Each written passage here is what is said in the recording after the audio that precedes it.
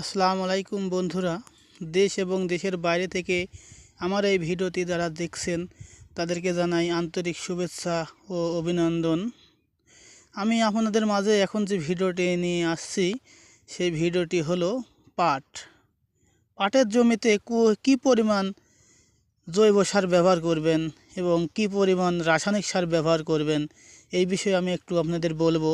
আপনারা অবশ্যই মনোযোগ দিয়ে দেখবেন। আমি সর্বপ্রথম এখন দেখাচ্ছি আপনাদের সার, কী সার ব্যবহার করবেন পাটের জমিতে। প্রথম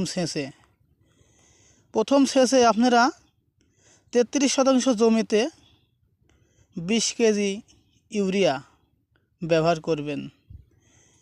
ওই সারের সাথে ব্যবহার করবেন আপনারা, আমি দেখাচ্ছি,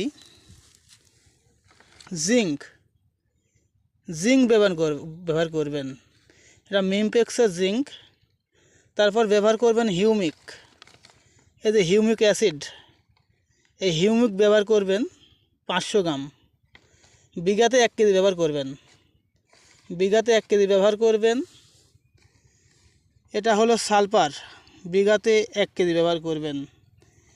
এই তিনটা জিনিস 3 কেজি ব্যবহার করবেন। আর আপনারা এই যে এই ইউরিয়া সার দেখছেন, এই ইউরিয়া সারের সাথে সুন্দর করে একটা চট পেড়ে মিক্স করে নেবেন। মিক্স করার পর আর আপনারা সারটা সুন্দর করে ছিটিয়ে দিবেন। এই যখন পাটটা আপনার আধ হবে বা 6 ইঞ্চি থেকে 8 ইঞ্চি হবে, সেই মুহূর্তে আপনারা এই ভুঁইয়ের সেচটি দিবেন। সেচটি দেওয়ার পর আপনারা সুন্দর করে এই পাটের জমিতে সুন্দর করে ছিটিয়ে দেবেন। আল্লাহর রহমতে 15 দিনের মধ্যে দেখবেন আপনার পাট পরাই হাঁটু পার হয়ে যাবে, 1 হাঁটু পার হয়ে যাবে। সেই সময় কিন্তু আপনার জমিতে আসলে আপনার অনেক ভালো লাগবে। দেখেন আমার পাটটি কিন্তু এই মুহূর্তে ছোটো হয়ে আছে।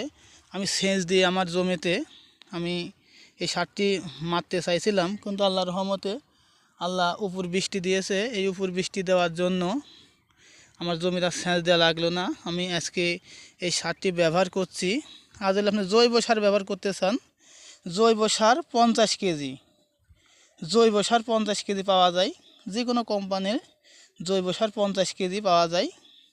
এই জৈব সার 50 কেজি ইচ্ছা করলে ব্যবহার করতে পারেন, কিন্তু আপনার রাসায়নিক সারটি মারলে ভালো হবে, যেহেতু রাসায়নিক সার আপনার দ্রুত ধরে পাটের জমিতে।